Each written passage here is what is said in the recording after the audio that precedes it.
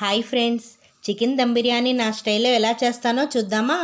దమ్ బిర్యానీ అంటే రైస్ ఉడకకపోవడం, లేకపోతే ఓవర్గా కుక్ అవ్వడం, చికెన్ పీసెస్ ఉడకకపోవడం, రైస్ అడుగున మాడటం వంటి ప్రాబ్లమ్స్ వస్తాయి కదా.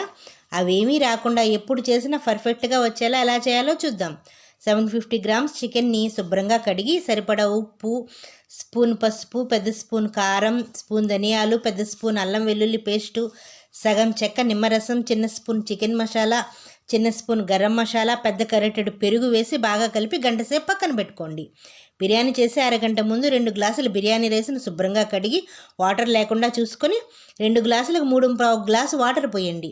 రైస్ నానబెట్టేప్పుడే బిర్యానీ సామాన్లు షాజీరా, యాలకులు, మరాఠీ మొగ్గ, స్టార్ అనాసా, 5-6 లవంగాలు, పెద్ద దాల్చిన చెక్క ముక్కలు వేయండి. బిర్యానీ ఆకు కూడా వేయండి.